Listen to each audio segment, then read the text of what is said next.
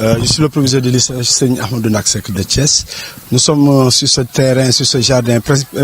particulièrement dans le jardin du lycée, le bois d'école, qu'on appelle bois d'école, baptisé au nom de Cheikh Ahmed Tidiane Seck, le khalife général de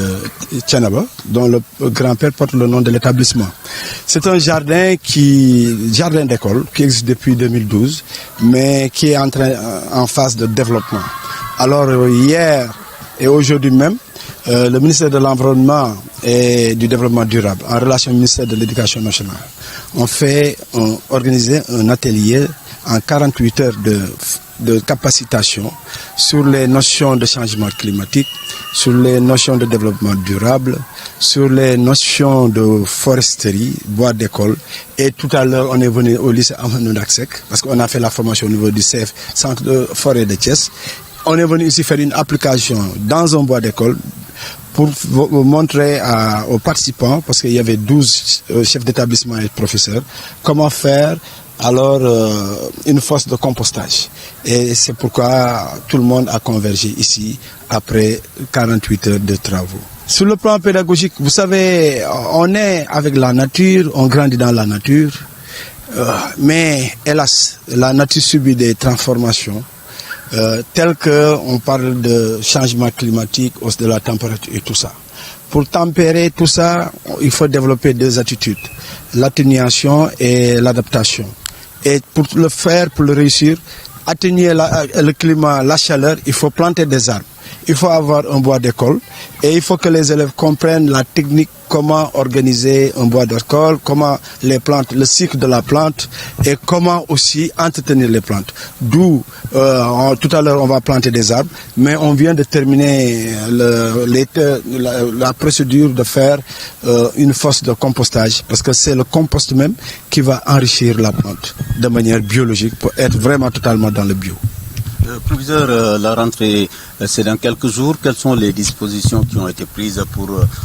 une bonne rentrée et à temps ici au niveau du lycée? Voilà, comme d'habitude, toutes les dispositions sont prises par rapport au désherbage, au élagage, nettoyer les toilettes, nettoyer les classes, faire la pulvérisation. Mais sur le plan matériel, l'intendante fait tout pour que le matériel de première nécessité, la craie, les éponges, les cahiers de texte soient disponibles. Le censeur de son côté aussi s'est organisé pour que les listes, les emplois du temps des classes, mais également les emplois du temps des professeurs soient disponibles. Et d'ailleurs, à partir du 2, jour de la rentrée des personnels, nous allons faire tout de suite notre assemblée générale de rentrée. Et 2 jours après, c'est la rentrée des élèves. On va essayer de réussir, je dis bien, Ubitei Diangtei, parce qu'au niveau de l'établissement, nous avons pris toutes les dispositions nécessaires. Mais hélas, à chaque fois, c'est les élèves qui traînent les pieds. C'est le moment de lancer un appel aux parents d'élèves pour leur dire que depuis 3 ans, nous, on est prêts. On ne demande rien aux élèves. Vous savez, nous accompagnons toujours les élèves par rapport aux inscriptions. On ne faisons pas un focus sur ça. On leur demande tout simplement de venir avec un cahier de quoi écrire et de commencer les cours pour qu'on ne perde pas du temps. D'autant plus qu'à chaque fois que l'année commence à avoir des dérèglements, c'est les élèves même qui courent pour dire nous voulons sauver l'année. Nous voulons autant commencer avec un temps bien à nous au lieu de courir derrière un temps qu'on a perdu. Waaw, tey suñu partenaires yi mooy ministère de l'environnement duñu am benn volet, benn département bu tudd centre de formation de l'éducation environnementale CFE, qui est en relation avec le ministère de l'Éducation nationale, avec son bras séculier l'Académie de Thiès. Ñu ñëwoon dajale woon ñaar fukki di jàngalekat ak ñaar ñoom ay chef d'établissement ñi ay professeur lañu pour ñu xool saytu ci ñaari fan démb ak tey ci ñeenti thèmes yi mooy changement climatique, développement durable, bois d'école ak compostage. Alors tey nag bi ñu ñëwee ci cappaandaw gi compostage bi il fallait ñu def démonstration technicien de ministère de l'environnement yi mooy waa forêt les inspecteurs ñëw won nu ñuy gasee fosse bi nu ñu koy defaree compost bi ni ñuy dajale yëpp te yëpp ci garab yi lay jógee amul dara, amul produit chimique, amul dara lépp ci gàncax gi la moo xam ne fosse bi dañuy nëbal suñu demee ba jamono suñu yëgee ni mbir mi jàpp na loolu mooy tos bu nar a accompagner waat garab yi parce que fii nga gis tool bi wax nga dëgg yanji na mais mosuñu cee utiliser engrais wala leneen lépp bio la naana bio oranger yeeg yooyu yëpp ñu ngi doon joxe banaana bi yëpp bio la woon donc loolu moo doon solo tey jii ñu doon rencontre bi fii ci Ahmadou Dak. njëriñ bi lan lay amal seen ndongo yi. suñu ndongo yi woon leen ni ñu am sensibilité ci jaww ji alam comme ni ñu koy waxee parce que tey ji alam bi dafa dem ba commencé loof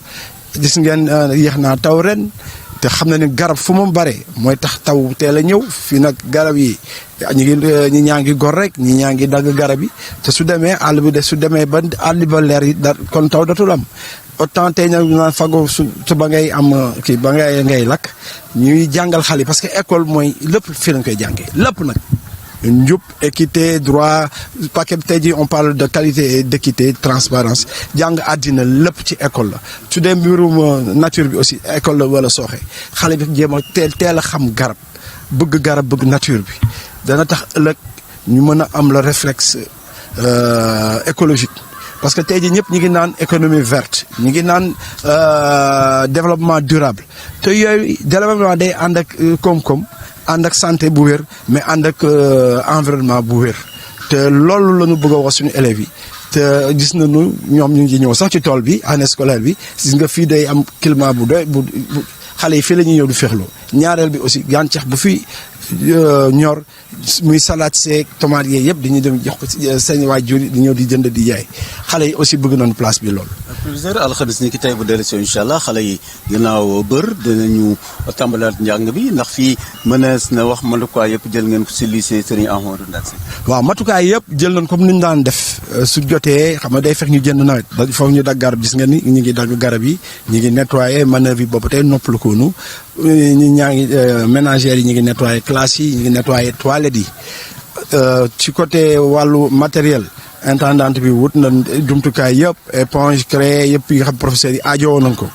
censeur bi pare na emploi du temps bi ak liste classe yi nga xam ni le 2 bi la ñuy def AG de rentrée professeur buy dem di nga demaale ak sa matukaay di nga demaale ak sa éponge ak yëpp di nga demaale ak say liste di nga demaale ak sa emploi du temps léegi nag ca jeudi ba ca lay élèves yi di ñëw ñoom nag la ñuy xaar bis boobu mu nee nañu ubbi tey jàng tey mën na nekk ci volonté élèves yi la rek ñetti at yëpp dana fekk ñu pare mais doo gis kenn kuy ñëw parents yi ñu ngi leen di ñaax nan xale yi ñu jënd kër yi nañ dem jàng laajagul leen inscription xam na ni ñun doon leen am tolérance fii ba le 30 novembre mais ci diggante bi lu ñu leen di laaj nañu jënd kër yi indi kaye indi bic lu ñu bindee ñu mën a am avance mën a teel a am année bi nga xam ne tey ji su amoon perturbation it dana am lu jot a dem mais balaa nga xam ne balaay Covid commencé rek ñu dem novembre loolu il faut mu commencé jóge ci Sénégal te gis naa ni mi ngi jóge ci Sénégal parce que bërëb yu bare ñi ngi réussir bi tey jàng tey te yaakaar na ne fii Amary Ndak mën nañu ko réussir